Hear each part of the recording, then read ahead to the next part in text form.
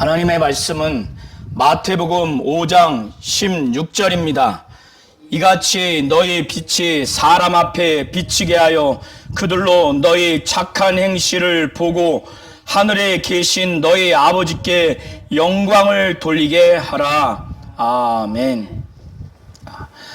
하나님은 영광을 가지고 계신 분이십니다. 하나님은 창세 전에 하나님 아버지와 그의 아들 예수가 영화를 함께 했다고 요한복음 17장 4절과 5절을 통해서 예수께서 말씀을 하셨습니다. 하나님은 하나님의 영광이 있으신 분이십니다. 그렇기 때문에 하나님은 하나님 자신의 그 영광에 맞게 하나님을 영화롭게, 하나님을 영광스럽게 해야 할 분입니다. 그래서 사도 바울도 로마서 1장 21절 그 내용을 통해서 이 세상 사람들이 하나님을 영화롭게도 하지 아니하고 감사치도 아니하였다라고 이 세상의 인간의 타락의 실상의 한 면을 말하고 있습니다. 그것은 하나님은 영화롭게 해야 할 분이라는 겁니다. 예수께서는 아버지께서 이르신 그 일을 행함으로 인해서 이 땅에서 아버지를 영화롭게 했다고 고백을 하고 있습니다. 그래서 예수는 창세전에 아버지와 자신이 함께 가졌던 그 영화로서 자신을 영화롭게 해달라고 하나님께 고백을 하고 있는 것입니다. 하나님은 우리가 영광스럽게 해야 할 분이십니다. 하나님은 하나님의 영광이 있으신 분이십니다. 그 영화를 공유할 수 있는 분이 그의 아들입니다. 그 예수께서 제자들에게 팔복을 말씀하신 후에 너희는 세상의 소금이다, 너희는 세상의 빛이다라고 그들의 그 특성에 대해서 말씀을 하시고 난 후에 그들에게 빛이라고 말씀하신 후에 너희의 빛을 세상 사람들에게 비치게 해서 그들로 하여금 너희의 빛, 곧 착한 행실을 보고 그들로 하여금 살아계신 하나님이 계시다고 하는 그 믿음과 그리고 그 하나님 앞에서 자신의 죄를 자백하며 돌이켜서 회개하고 하나님을 찬양하는 구원받은 자신의 그 복을 또 구원시켜 주신 하나님을 찬양하며 영광 돌리게 하도록 그렇게 명령을 하셨습니다. 예수께서 제자들에게 너희는 소금이니 또 너희는 빛이니 제자들의 특성을 말씀하신 그 맥락을 이해하셔야 됩니다. 그 배경을 이해하셔야 됩니다. 그러하지 않으면 이 세상의 도덕적인 기준, 이 세상의 선한 행실 차원에서만 이것을 오해할 수 있기 때문에 그렇습니다. 누가복음 14장 25절부터 35절에 예수께서는 제자들에게 빛이라고 말씀을 비유로 하시기 그 전에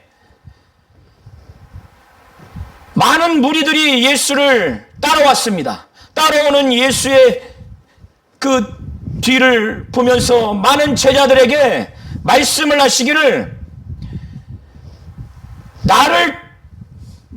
내게 오는 자가 자기의 부모와 처자와 형제와 자매를 또 더 나아가서 자기의 목숨까지 미워하지 않으면 능히 내 제자가 되지 못한다고 말씀을 하셨습니다.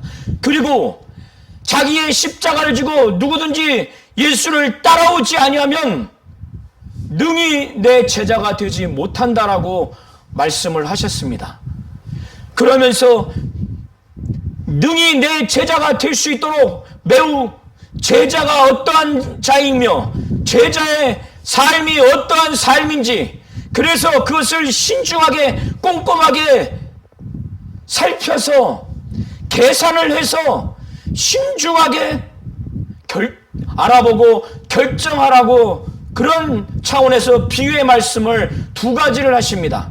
어떤 사람이 너희 중에 누가 망대를 세우고자 할진대 자기의 가진 것을 가지고 준공하기까지 이게 좀 충분한지 먼저 앉아서 그 비용을 계산하지 않겠느냐? 당연히 계산을 하겠죠. 망대를 지을 때 내가 지금 가지고 있는 비용이 이 망대를 준공하기까지 이게 충분한지 충분하지 않는지 당연히 계산하지 않겠느냐. 그걸 계산하지 않고 무턱대고 공사를 시작을 했는데 기초만 쌓고 능히 이루지 못하는 상태가 돼버리면 그것을 바라보는 자들이 비웃지 않겠느냐, 이렇게 말씀하시는 겁니다. 이 사람이 공사를 시작하고 능히 이루지 못하였다, 이렇게 비웃는다는 거예요. 이것은 무엇을 말씀하고자 이런 비유를 말씀을 하신가 하면, 자기의 목숨까지 미워하지 아니하면, 부모와 처자와 형제 자매까지 미워하지 않으면 능히 제자를 삼지 못한다는 거예요. 그 모든 소중하게 여기는 것까지 버리지 못하면 제자를 삼지 못한다는 거예요. 이걸 알고 제자가 어떠한 자인지, 제자의 삶이 어떠한 삶인지 신중하게 검토하고 주님을 따라가는 제자가 되어야 되겠다 결정하고 제자의 삶을 살지 않으면 가다가 제자가 이런 거였나? 제자의 삶이 이런 거였나? 다시 주님을 따르기를 마다 거부하고 중간에 중지하게 되면 이것은 사람들에게 뿐만 아니라 하나님 앞에 옳지 못하는 사람들로 평가받을 수 있고 자기 자신이 볼 때도 답답하고 어처구니 없는 삶을 사는 것으로 되기 때문에 이 비유를 말씀을 하시는 겁니다. 두 번째 비유는 무엇이냐? 전쟁에서의 두 임금의 싸움과 관련된 비유입니다. 한 임금이 1만 명 병사를 거느리고 있습니다. 싸워야 할 그 적군의 임금은 2만 명을 거느리고 있어요. 그때 싸움하기 전에 앉아서 1만 명 거느리고 있는 임금이 앉아가지고 이 1만 명으로 저 2만 명을 대적해서 싸워가지고 대적할 수 있을까?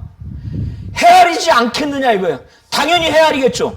그래서 1만 명으로 2만 명을 못 이기게 되면은 아직 전쟁하기 전에 아직 2만 명을 거느린 그 임금이 저기서 출발해서 멀리 있을 때 빨리 전쟁하지 않도록 화친을 청하라는 거예요. 이것도 싸움에 있어서 계산을 해서 이길 수 있는지 없는지 신중하게 계산을 해야 된다는 이 은유의 말씀을 통해서 제자와 제자로서의 삶이 이렇게 엄청난 감당해야 할 것, 버려야 할 것이 매우 중하기 때문에 그것을 신중하게 검토해서 제자가 되고 제자의 삶을 살라고 이 비유의 말씀을 한 겁니다. 이 두 가지의 비유의 말씀을 하신 후에 예수께서 이와 같이 너희 중에 누구든지 자기의 모든 소유를 버리지 아니하면 능히 내 제자가 되지 못하리라 말씀하셨습니다. 부모와 처자와 형제 자매 심지어 자기 목숨까지 미워하지 않으면 능히 내 제자가 되지 못하리라는 예수의 말씀. 미워하라고 하는 것은 자기가 가장 소중한 것을 버리는 것을 말하는 겁니다. 그래서 누가복음 14장 33절에 이렇게 말씀하는 거예요. 이와 같이 너희 중에 누구든지 자기의 모든 소유를 버리지 아니하면 능히 내 제자가 되지 못하리라. 이렇게 제자와 제자로서의 삶을 결단하고 주님을 따르라고, 능히 내 제자가 될 자가 어떠한 자인지 매우 신중하게 고민하고 결정을 하라고. 그 결정을 해야 할 것이 무엇이냐? 부모와 처자와 형제자매와 또 자기의 목숨까지 미워하면서 곧 모든 것을 버리면서 주님을 쫓는 자만이 능히 제자가 될 수 있고, 또 자기의 십자가를 져야만이 능히 제자가 될 수 있다. 이런 자만이 제자가 될 수 있으니 신중하게 검토해서 제자로서 나를 쫓을지, 그리고 제자로서의 삶을 결단하라는 겁니다.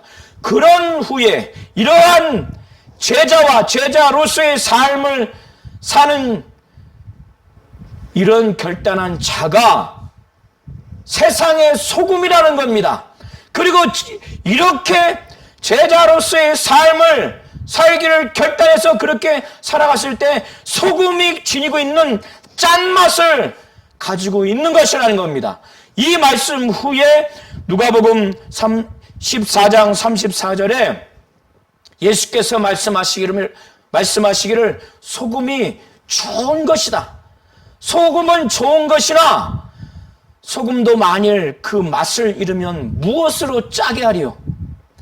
소금의 그 짠맛을 잃어버리면 무엇으로 짜게 하겠느냐 이게. 그렇기 때문에 짠맛을 잃어버린 소금은 아무리 많다 할지라도 그건 땅에도 쓸모없고 거름에도 쓸모없어 버립니다. 그래서 내버리게 된다는 겁니다. 이런 말씀을 하신 후에 능히 주님의 제자와 능히 주님의 제자의 삶을 살 수 있는 자만이 결단하라고 하는 차원에서 누가복음 14장 35절 후반부에 들을 귀 있는 자는 들을지어다, 이 말씀을 하신 겁니다. 그런 배경 하에서 제자들 향해서 너희는 세상의 소금이니 너희는 소금의 짠맛을 잃어버리면 안 된다, 이런 은유의 말씀을 하신 것입니다. 또 너희는 빛이라, 또 너희는 세상의 빛을 비추어라, 곧 선한 행실을 행해라. 많은 사람들이 너희들의 행위를 보고 하늘에 계신 하나님 아버지께 영광 돌리게 하라 라고 했을 때, 이 배경의 또 하나는 마태복음 5장 1절부터 12절의 내용이 전제되어 있는 것입니다. 예수께서는 산 위에서 팔복의 설교를 제자들에게 말씀하셨고 더 나아가서 많은 무리들에게 들리도록 그렇게 하셨습니다. 이러한 제자들에게 요구하는 것이 어떤 삶이냐? 심령이 가난해야 된다는 겁니다. 영적인 면에서 가난해야 된다는 겁니다. 영적으로 가난한 자는 하나님이 가까이 관계에 맺어 주어야 살 수 있는 자예요. 하나님의 것, 바로 하나님의 생명, 하나님의 은혜와 하나님의 위로와 하나님의 사랑으로 그에게 풍족히 해주어야 살 수 있는 자입니다. 하나님이 보호하시고 인도해 주셔야 살 수 있는 자입니다. 이런 자에게 하늘이, 천국이 그들의 것이라는 겁니다. 그리고 하나님의 뜻, 하나님의 의를 위해서, 복음을 위해서, 하나님의 나라를 위해서 살다 보면 이 땅에서 박해를 받고 모함을 받고 저주를 받을 때 가슴에서 울고 육신에 눈물이 나옵니다. 답답해서 애통할 지경입니다. 이런 제자들에게, 이런 믿는 자들이 복이 있다는 겁니다. 그때에는 사람이 위로해 줄 수 없고 하나님만이 위로해 줄 수 있는 위로를 받을 수 있기 때문에 그렇습니다. 온유한 자, 바로 어떤 핍박과 박해가 온다 할지라도 그것을 견디는 자가 온유한 자입니다. 이러한 자는 하늘나라, 새하늘과 새 땅을 기업으로 받을 것이라는 겁니다. 그리고 의에 줄이고 목마른 자, 복이 있다는 겁니다. 하나님의 의를 말하는데, 하나님의 의는 하나님이 원하시는 하나님의 뜻이요, 하나님이 옳게 여기시는 하나님의 뜻입니다. 이렇게 영적인 지식을 사모하고 가슴에서도 심령에서도 그것을 사모하고 그렇게 행하기를 사모하는 그들에게 하나님은 하나님의 오르신 뜻, 하나님이 그렇게 원하시는 하나님의 뜻, 하나님의 의를 지적으로도 채워주시고 심령에서도 그걸 알게 해주신 다음에 사모하게 하시고 그거를 행하기를 사모하게 해서 의에 줄이고 목마른 자는 복이 있다는 겁니다. 하나님이 배부르게 해 주실 것이기 때문에 그렇습니다. 하나님의 긍휼을 받는 믿는 자들이, 제자들이 자신들이 긍휼히 여김을 받은 것처럼 다른 사람을 긍휼히 여길 때 복이 있다는 겁니다. 하나님의 긍휼을 받을 수 있기 때문에.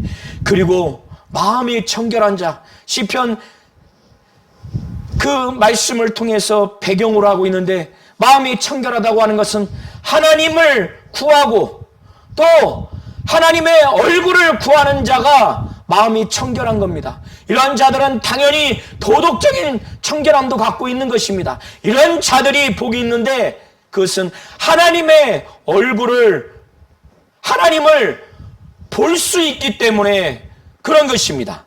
그리고 하나님이 인간과 화목할 수 없는 상태에 하나님은 아들을 보내셔서 하나님과 막힌 담을 허시는 화목한 사역을 하셨습니다. 그래서 우리 믿는 자들도 하나님의 그 화평함처럼 우리도 다른 사람들을 화평케 한다면 하나님의 아들이라 일컬음을 받게 되기 때문에 복이 있다는 겁니다. 의를 위해서 핍박을 받는 자는 복이 있다는 거예요. 천국이 그들의 것이기 때문에. 그런 후에 예수께서는 제자들에게 직접적으로 말씀하시기를, 나로 말미암아, 예수로 말미암아 너희를 욕하고 박해하고 거짓으로 너희를 거스려 모든 악한 말을 할 때는 복이 있다는 겁니다. 그때 기뻐하고 즐거워하라는 겁니다. 하늘에서 너희의 상이 크다는 것입니다. 너희 전에 있던 선지자들도 이같이 박해를 받았다는 것입니다.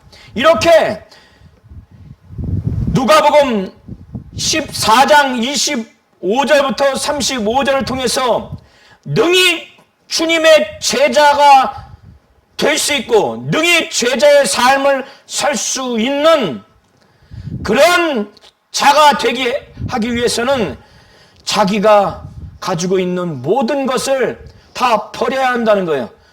버린 상태에서 제자가 될 수 있고 주님을 쫓아갈 수 있고 그렇다는 겁니다. 그때 부모라 할지라도, 아내와 자식이라 할지라도, 친형제 자매라 할지라도, 더 나아가서 자기의 목숨까지 미워하는 자가 능히 제자가 될 수 있고, 자기의 십자가를 지고 주님을 쫓아가는 자가 능히 주의 제자가 될 수 있다는 겁니다. 이렇게 능히 주의 제자가 되기 위한 그런 전제 조건, 어떠한 것을 신중하게 검토해서 결정을 했을 때 능히 그의 주님의 제자가 될 수 있다는 겁니다. 그리고 산 위에서 팔복의 말씀, 심령이 가난한 자, 의에 줄이고 목마른 자, 의를 위해서 핍박을 받는 자, 마음이 청결한 자, 화평케 하는 자, 긍휼히 여기는 자, 애통하는 자, 온유한 자, 이러한 심령과 이러한 삶을 살았을 때 이러한 제자들에게 이러한 삶을 살라고 하신 말씀을 한 이후에 더 나아가서 예수로 인해서 욕을 먹고 또 박해를 받고 거짓으로 거스려서 악한 말을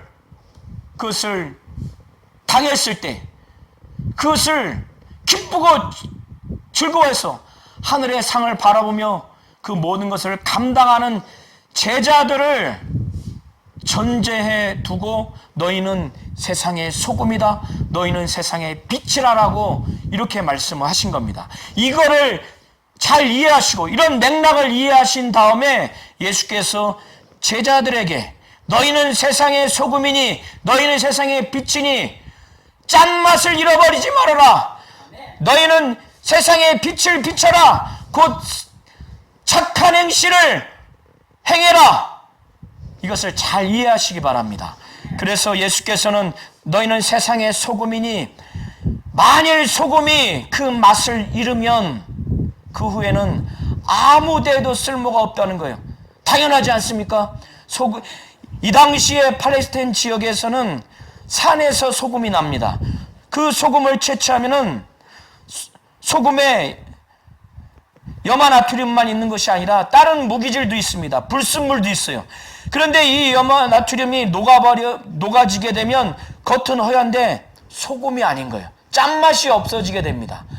그래서 이런 상태가 되면 이것은 땅에도 쓸모가 없고 거름에도 쓸모가 없고 어떤 음식에도 맛을 낼 수가 없습니다. 그렇기 때문에 아무 곳에도 쓸모가 없으면 그 소금을 집에 보관하는 것이 아니라 버리지 않겠어요?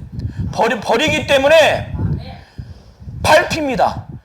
이것은 제자들에게 능히 내 제자가 된 후에 제자로서의 삶을 사는 그 제자들에게 말씀하는 겁니다. 부모와 처자와 형제자매와 능히 내 목숨까지 미워해야만, 그리고 자기 십자가를 지고 주님을 쫓아야만이 곧 모든 것을 버려서 주님을 쫓는 자만이 주의 제자가 될 수 있다고 하는 이 말씀대로 사는 제자들이 세상의 소금이라는 거예요. 그리고 그렇게 살았을 때 소금의 짠맛을 세상에 나타낸다는 겁니다. 그렇기 때문에 이러한 삶을 살라는 거예요. 그렇게 살지 않으면 소금이 버려져서 사람들에게 밟히는 것처럼 너희들도 소금으로서의 제자, 소금의 맛으로서의 제자의 그 주님을 쫓아가는 삶을 살지 않으면 심판받는다는 그런 의미입니다. 두 번째 은유의 말씀은 이 말씀입니다.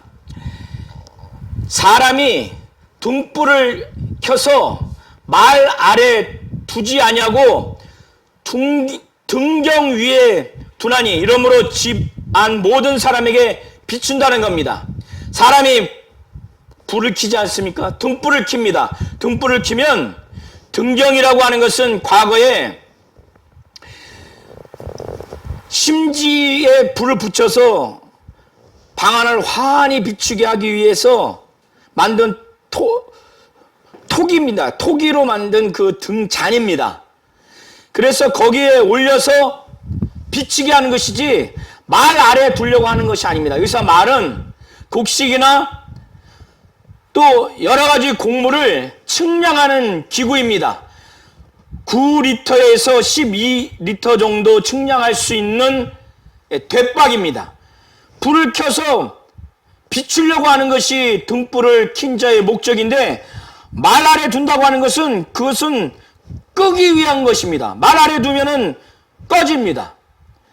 그런 것처럼 제자와 제자로서의 삶은 이렇게 세상에 감추기 위해서 그것이 알아보지 못하도록 하는 것이 아니라 이 세상에서 제자와 제자로서의 삶이 보여지도록 한다는 것입니다. 그렇게 해야 한다는 것입니다. 그러한 삶이라는 것입니다. 이런 두 가지 은유를 통해서 제자들은 세상의 빛이라고 말씀하시는 겁니다. 이때 이 빛이라고 하는 것은 마태복음 5장 1절부터 12절에 산 위에서 제자들에게 제자로서의 삶을 살다 보면은 많은 답답한 그런 상황이 있고 박해를 받은 상황이 있다는 것입니다. 그들에게 예수께서는 영적으로 가난한 자가 되기를 바라고, 심령이 가난한 자, 의를 위해서 핍박받는 애통하는 자, 그리고 화평케 하는 자, 온유한 자, 의에 줄이고 목마른 자, 의를 위해서 박해를 받는 자, 마음이 청결한 자, 이런 자가 되기를 바라는 마음으로, 이런 자가 복이 있다는 것입니다. 그리고 예수로 인해서 욕을 먹고 박해받고 거짓으로 거스려서 악한 말을 받을 때 복이 있다는 겁니다. 그때 기뻐하고 즐거워하라는, 이렇게 제자로서의 삶을 어떻게 살아가야 되는지에 대해서 팔복의 설교를 통해서 말씀하신 후에 그렇게 살아가는 삶이 이 세상에서 그 제자가 빛으로서의 삶을 살아가는 것이고, 빛을 비추는 것이고, 그렇게 살아가는 그 제자가 이 세상에서 빛이라는 말씀입니다. 이러한 삶을 살아가는 가운데 마땅히 이 세상에서 제자들이 가지고 있는 이 빛을 비추라는 거예요. 그 빛은 착한 행실이라는 것입니다. 누가복음 14장 25절부터 35절의 내용, 능히 주님의 제자가 될 수 있는 조건으로 부모와 처자와 형제 자매와 또 자기의 목숨까지 미워하고 곧 모든 것을 버리고 능히 제 십자가를 지고 가는 자만이 주님의 제자가 될 수 있고, 팔복에서 말씀하신 8가지의 심령과 그러한 삶을 사는 그런 삶이 제자로서의 삶이라는 것을 전제해 둔 상태에서 너희는 세상의 소금이니 너희는 세상의 빛이니 라고 말씀을 하시는 겁니다. 그런 맥락에서 선한 일을, 곧 너희의 빛을 비추게 하라고 예수께서 말씀하시는 겁니다. 많은 불신자들이, 하나님을 알지 못하는 자들이, 믿는 사람들이 이렇게 제자로서 제자의 삶을 살게 되면 이러한 행실을 보고, 착한 행실을 보고, 하나님이 안 계시다고 여태까지 믿었다가 하나님이 계시는구나, 그리고 자신들이 죄인이라는 걸 깨닫지 못했다가 죄인이라는 것을 깨닫게 되고 회개하고 하나님을 찬양하고 하나님을 영광스럽게 영화롭게 하는 그런 결과가 된다는 겁니다. 이처럼 제자와 제자로서의 삶이 이렇게 중요한 겁니다. 하나님을 알게 하고 하나님 앞에 돌이켜 회개하게 하고 하나님을 감사하며 하나님을 찬양하며 영광스럽게 하는 그 결과가 능히 제자가 되고 능히 제자로서의 삶을 살았을 때 그것을 보고 이런 결과가 낳는다는 겁니다. 우리 성도님들은 하나님은 영광스러운 분이시라는 것을 아시기 바랍니다. 그 영광을 그의 아들이 공유할 수 있는 것입니다. 성령은 예수의 영광을 알게 하신다는 겁니다. 하나님은 이처럼 하나님으로서의 하나님의 영광을 가지고 계신 분이시고 그 영광, 그 영화를 아들이 공유하신 분이시고 아들마저도 이 땅에서 아버지가 하라고 하신 일을 이름으로 아버지를 이 땅에서 영화롭게 하셨습니다.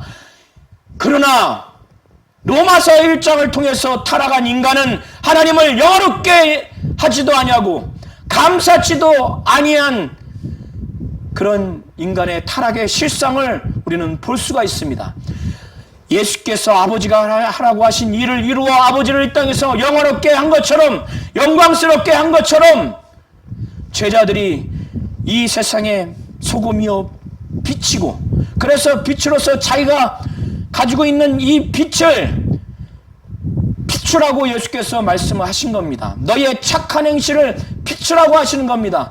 그러므로 말미암아 이 세상 사람들이 하나님을 영광스럽게 그렇게 하도록 그렇게 하라는 겁니다. 이거를 잘 아셔서 우리는 제자와 같이 능히 제자가 되고 제자로서의 삶을 우리가 결단해서 제자로서의 삶을 충실히 살아감으로 선한 행실을 나타내서 영광을 가지신 하나님이 마땅히 영화롭게 되도록, 영광스럽게 되도록 이 세상 사람들이, 우리의 가족들이, 우리 직장의 사람들이 그렇게 되도록 영광을 가지신 그 하나님, 그분께 영화롭게 하도록, 영광스럽게 하는 자가 될 수 있도록, 이러한 자가 되도록 예수의 이름으로 축원합니다.